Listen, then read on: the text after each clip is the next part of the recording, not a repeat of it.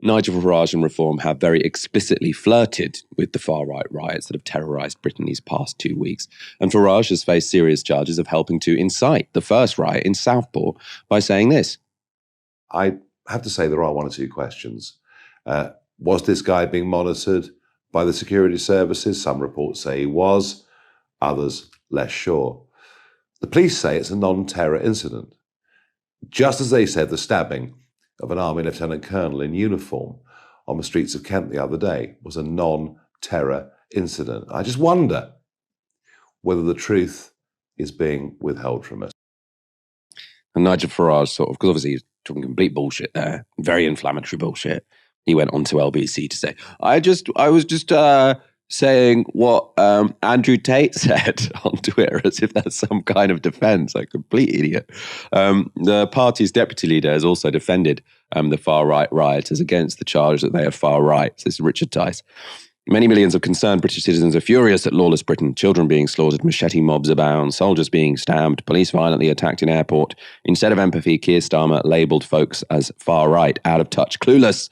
So this is people who, again, throwing bricks at mosques, right? I think at the time he tweeted this, they hadn't yet set fire to hotels, but they had already they had already punched Asian men in the street for being Asian and broken residential windows and, as I say, thrown missiles at places of worship and, injured a lot of cops, right? So he's still saying these people deserve empathy.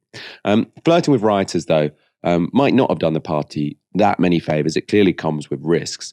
Nigel Farage's popularity has taken a big hit this week, especially among Tory voters. Farage, as you can imagine, still incredibly popular among Reform voters, but among Tory voters, his approval is down from -10 to -27. It's quite a big drop for a week. And among all Britons, his support is down from -35 to -42. You can, though, also see why they might have been walking a bit of a tightrope when it comes to sort of holding their coalition together. This is from The Economist. So it's sort of asking members of the public, based on their party affiliation, how they would describe the rioters, essentially. And they've said thugs. So the vast majority of British people in general think the rioters were thugs. So for Labour and Lib Dems, it's 80%. For the Tories, it's nearly 70%. But only 40% of Reform voters think they're thugs. Again, the vast majority think they're rioters, but under 50% of Reform voters do. Racist is probably where you've got the biggest gap between Reform voters and everyone else. So 50% of Tories think they're racists, almost 80% of Labour and Lib Dem voters think they're racist, but only 20% of Reform voters do. And interestingly, sort of going back to this Richard Tice tweet, only 20% of Reform voters think these people are far right. Aaron, what do you think about how Reform have played this? I know at the general election, we were sort of saying how significant it was for the first time to have 5 MPs from a sort of far-right party or a right-wing populist party, however you want to talk about it, but sort of MPs who play by a different set of rules. How have you sort of assessed their behaviour over the past week or so? There's two answers to that question, really. The first is, what's the ceiling with Reform? Do they want to be a party to the right of the Conservatives with, say, 20 or 30 MPs at the next election? Is that what they want? If it is, then maybe this is an appropriate strategy. And of course, like with any coalition, there are differences within that coalition, of course. If that's the ceiling, no problem. If they want to replace the Conservative Party as the party of the British centre-right all the way through to the radical right, which is what they claim to want, Ben Habib has told me the ambition is to destroy the Conservatives. Richard Tice has told me the same. Farage says the same. They want to destroy the Conservatives. Well, you're not going to replace the Conservative Party if you can't be seen as a party of law and order. You had a lot of people still vote Conservative in this general election. I think 6.5 million. Obviously, it's historically low for the Conservatives, but there's a lot of votes up for grabs if you're Reform, who of course got just over 4 million. If they want to grab a couple of million of those votes off the Tories the next time of asking, they have to be viewed as a party of law and order.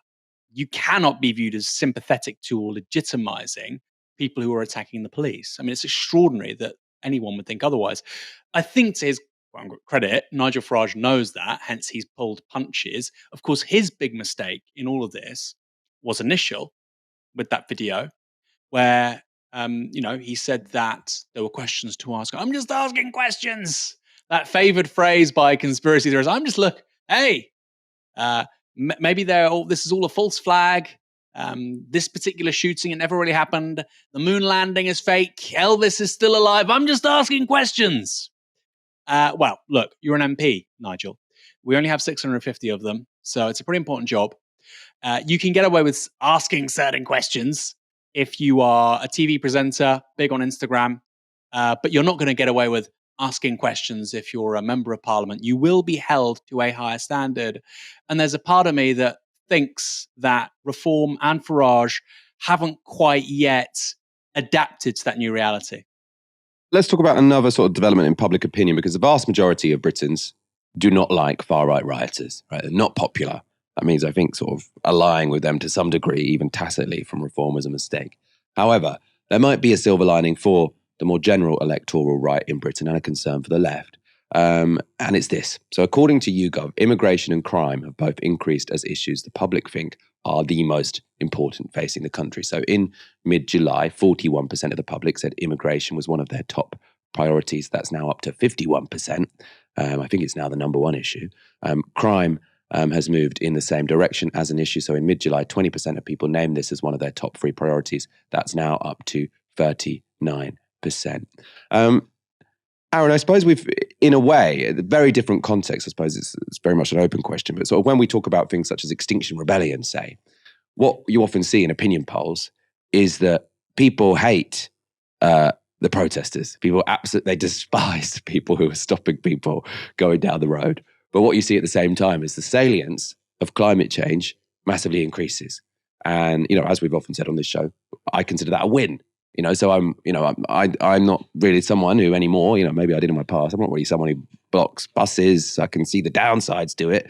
But clearly the positive outcome for progressives or people who want to live in a planet which isn't burning up from Extinction Rebellion is that even though the public didn't like the protest worked in the sense that it increased the salience of those issues.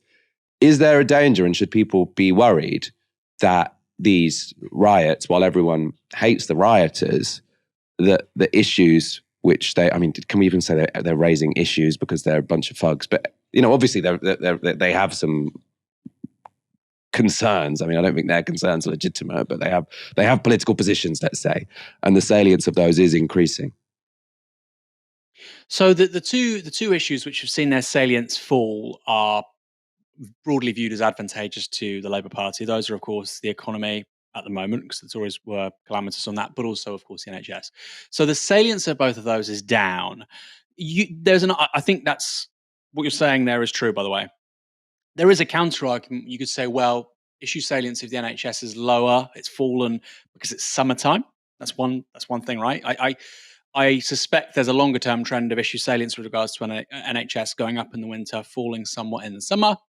Labour have been elected into office on the presumption by many that they'll improve the NHS. And then on the economy, we've had an interest rate cut. There's a sense that the cost of living crisis now is behind us. Inflation is lower. We had, by the way, the first interest rate cut in 4 years last week. Inflation of the kind we saw 18 months ago, 2 years ago, is very much in the rearview mirror. That's not to say everybody's loving life. Life's easy. The economy's booming. But there is a sense that the worst is behind us. And again, in addition to that, perhaps the expectation that Labour will make life a little bit easier on the economy from people that voted for them. So I think there's 2 points to that. The answer there, Michael. I think you're partly right. I think that riots around a particular issue or massive political action around a particular issue often raises the salience of that. More people, for instance, after the 2011 riots, over the longer term, were prone to not have trust in the police, reply that the police are racist or that they're incompetent. And I think that's part of the story here. But I also just do think that the salience of the NHS was inevitably going to fall, and the economy also going to fall, particularly after that interest rate cut. If in the months since the general election we'd had a massive oil price spike and inflation went up and there was doom and gloom everywhere with regards to the economy, I think that probably wouldn't have happened. So the answer is a bit more complicated, but I think on principle you're right. Often contentious action, whether that's protests, whether that's riots, whether that's Extinction Rebellion, which I view as legitimate, or what we've seen in the last week, which is entirely illegitimate. I think you're right. Often people can hate what's happening. They can even say, lock those people up. And yet it does clearly at a mass level shift the dial in the favor of those people who are the subject of so much enmity and anger. I suppose, again, if you are watching this and you're more of a right-wing persuasion, you're sort of like, how can Aaron say that Extinction Rebellion is legitimate and these riots aren't? I think regardless of your politics, so I think it's legitimate to say you want more climate action. I agree. I think it's also legitimate to say you want lower migration, right? I don't personally. I'm very happy with living in a very diverse, multicultural society. I think it's good for the economy. But I think it's a legitimate position to want it to be lowered. If those are your positions, I think it is legitimate to sort of, block some traffic if you want and say, I'm annoyed about this. It's not legitimate to target people because of who they are, right? It's not legitimate to throw bricks at places of worship. It's not legitimate to burn down hotels while people are in them. So there's this charge that sort of, the left are all hypocrites because they say direct action is fine if the motive is left wing, but not if it's right wing. Well, I think direct action is fine if it's directed at the state or if it's on a policy issue. But if it's directed at members of the public for who they are, then I think it's wrong, regardless of your politics. I hope that's sort of relatively clear.